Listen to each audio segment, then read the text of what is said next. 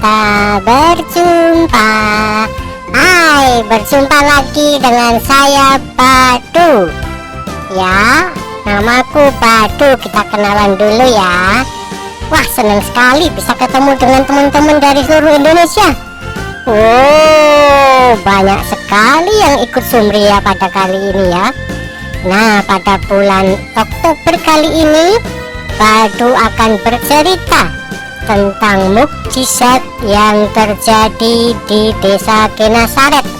Nah, ceritanya dimulai di desa Genasaret, sebuah dusun indah di pinggir danau Galilea.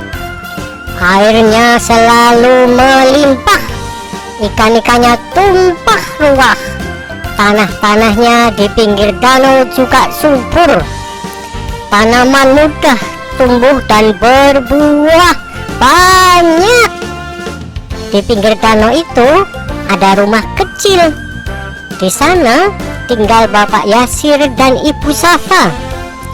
Mereka punya seorang anak perempuan, namanya Alisa. Alisa adalah gadis yang periang dan ramah. Banyak orang yang menyukainya.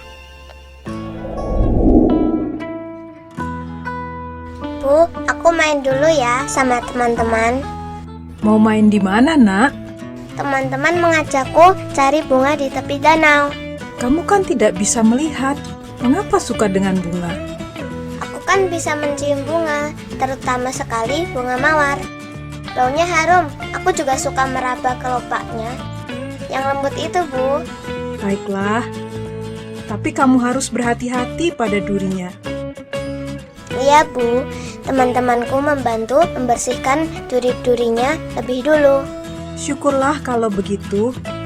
Setiap kali ibu melihat kamu bermain bersama teman-temanmu, ibu merasa kasihan. Loh, emangnya kenapa, Bu? Kamu berbeda dengan teman-temanmu. Kamu tidak bisa melihat sejak kecil. Mengapa bisa begitu, Bu? Mengapa aku buta? Ibu tidak tahu. Kata orang-orang, itu karena dosa. Ada juga yang bilang karena diganggu setan. Tapi ibu tidak percaya semua itu. Ibu sudah berusaha membawamu berobat ke berbagai tabib. Tapi kamu tetap tidak bisa melihat. Yang sabar ya, Nak. Nggak apa-apa, Bu. Saya menerima keadaanku.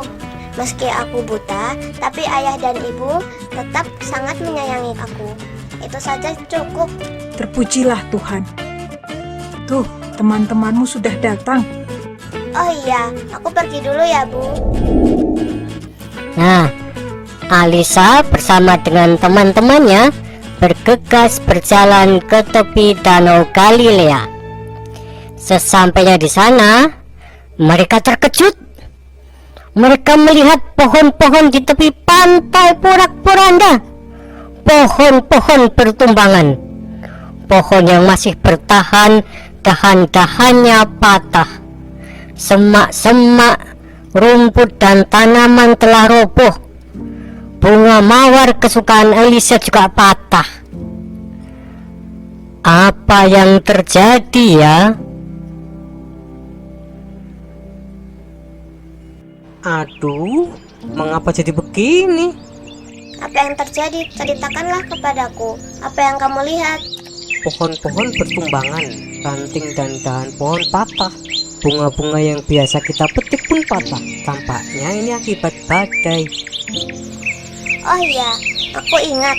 Tadi malam ada angin kencang dari arah tengah danau. Tampaknya angin itulah yang merusak pepohonan. Oh, begitu. Wah, sayang sekali. Kita tidak bisa memetik bunga lagi. Ya sudah, nggak apa-apa. Sekarang kita mau main apa lagi?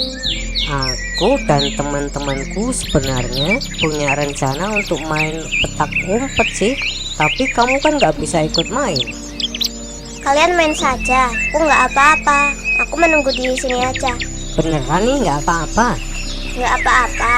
Aku ingin menikmati angin semilir di sini saja. Aku juga dapat menikmati suara burung-burung. Baiklah kalau begitu. Kamu jangan kemana-mana ya. Nanti kalau sudah selesai main, aku akan kesini lagi. Kita pulang bersama-sama. Iya, dah main sana. Nah, Nael lalu bergabung dengan teman-temannya untuk main petak umpet. Sementara itu, Alisa menikmati kesendiriannya. Dia merasakan hembusan angin dari danau membelai pipinya. Sayup-sayup Elisa mendengar suara kecipak air di danau. Lalu terdengar percakapan pria-pria dewasa. Tampaknya ada perahu yang sedang berlabuh. Para penumpangnya turun dari kapal. Salah seorang pria lalu menghampiri Alisa. Hai gadis kecil, sedang apa di sini? Saya sedang menunggu teman-teman saya yang sedang bermain. Mengapa kamu tidak ikut bermain? Teman-teman saya bermain petak umpet. Saya nggak bisa ikutan main, soalnya saya nggak bisa melihat. Oh begitu. Apakah kamu mau supaya bisa melihat? Ayah dan ibu sudah membawa saya ke banyak tabib, tapi saya tetap buta. Apakah bapak ini seorang tabib juga? Kalau kamu percaya, aku dapat menyembuhkanmu. Saya percaya.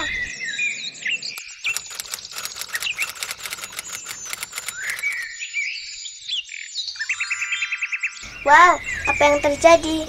Saya dapat melihat. Oh, ini rupanya yang disebut danau.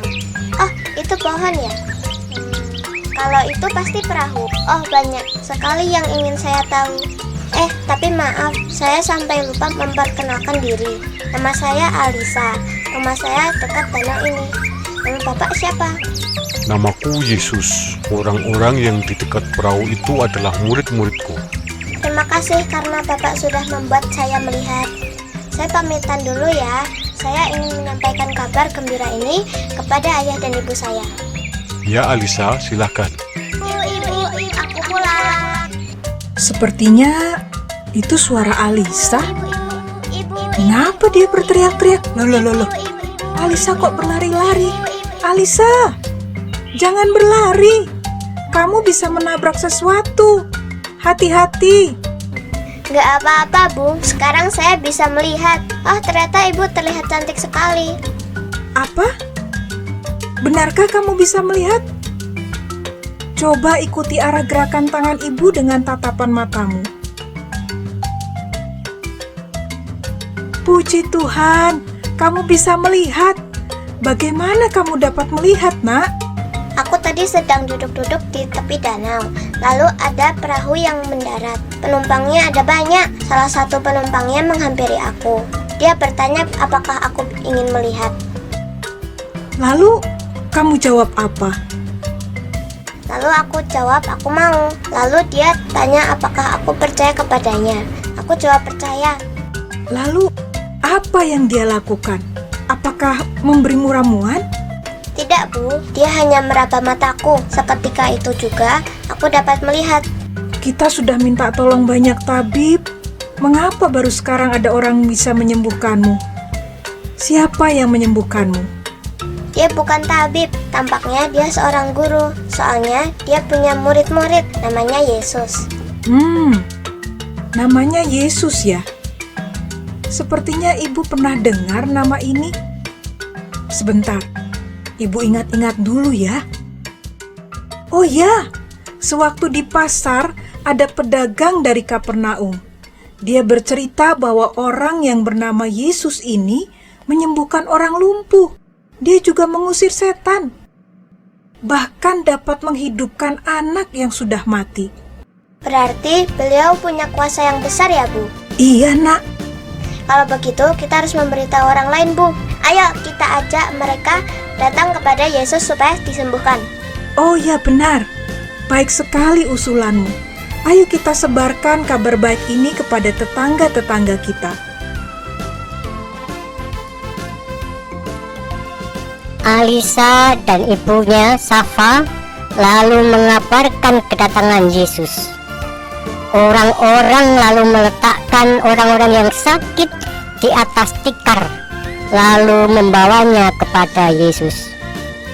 kemana saja Yesus pergi, baik di desa atau kota atau kampung-kampung, orang-orang juga selalu pergi ke sana sambil membawa orang-orang sakit. Mereka minta supaya Yesus mengizinkan orang-orang yang sakit itu menyentuh jubah Yesus, meskipun hanya ujungnya saja, dan semua yang menyentuhnya menjadi sembuh. Ajaib ya. Nah, itulah cerita kita tentang mukjizat yang terjadi di desa Genesaret. Nah, sekarang kalian tahu kan mukjizat itu dilakukan oleh siapa? Ya, oleh Tuhan Yesus. Nah, sampai di sini dulu cerita Badu. Kita jumpa lagi pada Sumria bulan depan. Sampai jumpa.